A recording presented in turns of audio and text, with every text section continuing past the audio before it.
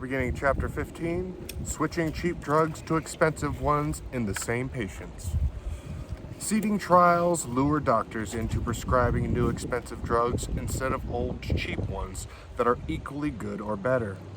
The worst of them are designed to persuade prescribers to switch patients who are already well treated with the old drug. As doctors are paid for each patient they switch, this kickback clouds clinical judgment. Novo Nordisk switches patients to expensive insulin. Switch campaigns are sometimes carried out without the faintest guise of research. Insulin was obtained from animal pancreas until the 1980s, when biosynthetic human insulin began to replace animal insulins, with important supply implications but no clinical advantage. To overcome this marketing problem, the first worldwide insulin switch campaigns were launched. In 2006, Novo Nordisk company's high-priced new insulin. In 2006, Novo Nordisk paid doctors' assistants and a pharmacy chain to switch diabetic patients to the company's high-priced new insulin products. Novo's district manager wrote to the salespeople, "Our goal is 50 or more scripts per week for each territory. If you are not achieving this goal, ask yourself if those doctors that you have such a great relationship with are being fair to you. Hold them accountable for all of the time. Samples, lunches, dinners, programs, and past preceptorships that you have provided or paid for, and get the business. You can do it." Such actions are unlawful, as federal anti-kickback statutes prohibit drug companies from offering financial incentives to doctors or pharmacists to encourage or reward the prescribing of particular drugs.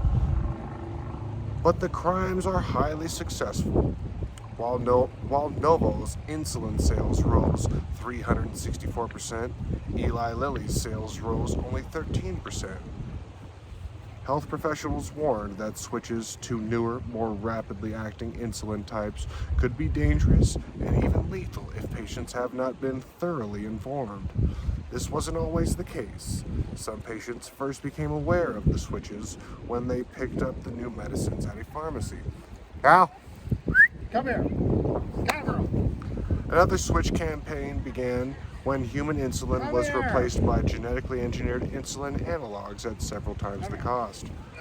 Company reports for 2010 show that insulin glargine, If you want to come out here and hang out too, we're okay. the most successful analog, helped to give. Okay. Well, I'll stay in the wheelchair. I don't want to just hog everything. Where was it? The most successful analog helped to give Sanofi Adventis insulin sales around $5.1 billion compared with $4.7 billion for Norvo and $3.1 billion for Eli Lilly. However, the insulin analogs offer little benefit to most people with type 2 diabetes, except those who experience troublesome hypoglycemia. Come here. In 2012, a paper in BMJ described that Novo had recruited nearly 360,000 patients for questionable studies. Most studies were performed in the middle or low-income countries, even though the patients may have difficulty affording the more expensive insulin. In India, the new insulin was 9 times more expensive than the cheapest human insulin. One of the studies lacked a control arm and a well-defined question, and its results were highly implausible, as almost no one reported hypoglycemia. Clearly, if one wants to know something about the new insulin, hundreds of thousands of patients are needed, but we would need a comparator group that received the old insulin. Some of Novo's results were published, but with selected sub-analyses with positive outcomes, and with co-authors or writing support from the company. The doctors were paid, which might constitute kickbacks. Everyone prospers while the poorest patients pay the bill. Hardly an example of the ethical partnerships between industry and the doctors we hear so much about. AstraZeneca switches patients to expensive me again omeprazole. The power of money in corrupting doctors' judgments is perhaps the best illustrated by the stereoisomers. Usually, only one of the two halves, which are mirror images of each other, is active. But when the patient runs out, the company may but when the patent runs out, the company may patent the active half, a trick called evergreening, or me again. Our patent laws are really weird since they allow this, which merely benefits the company for no societal gain. The proton pump inhibitor omeprazole, Losec, Prilosec, oh I remember that one, Prilosec OTC, used for stomach ulcers and related conditions, was the world's best-selling drug in the late 1990s. When the patent ran out in 2001, AstraZeneca had extracted the most active half, which has its own chemical name, amisoprostol, Nexium. I remember that one too. Generic versions of omeprazole were ready to enter the market at a much lower price than Losec, and in a rational world, all patients would now be treated with a cheap version of omeprazole. This didn't happen. AstraZeneca used illegal methods to keep I got a big competitors stick. away. I'll throw it over there if you want to play with it. Oh, no, I think we're good. Okay. Thank you, though. It abused Mine might want it.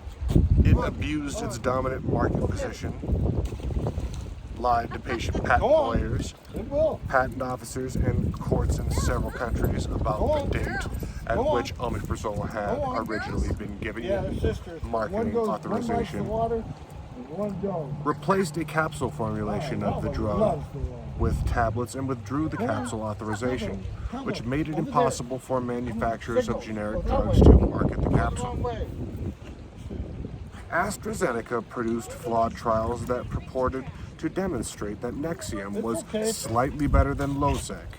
Instead of comparing equivalent doses, AstraZeneca compared 40 milligrams Nexium with 20 milligrams Losec, which is a much higher dose. It is ludicrous to prove that something is better than itself. If I drink 4 beers instead of 1, my mental capacity will deteriorate more.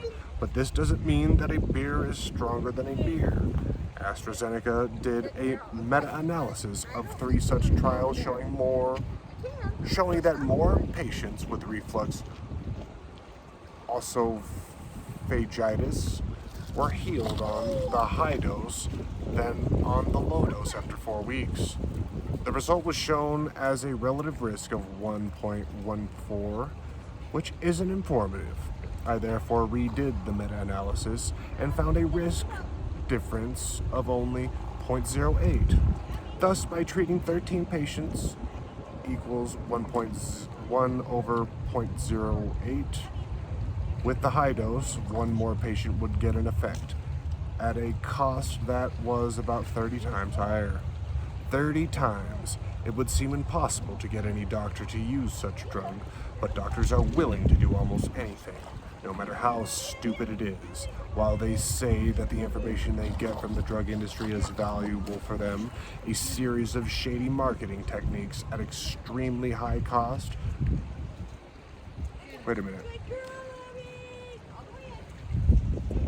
AstraZeneca, oh shit, where were we?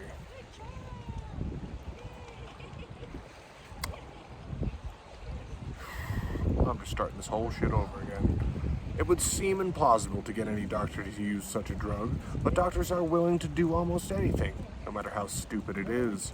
While they say that the information they get from the drug industry is valuable for them, AstraZeneca's violent attack on common sense worked, aided by a series of shady marketing techniques at extremely high cost.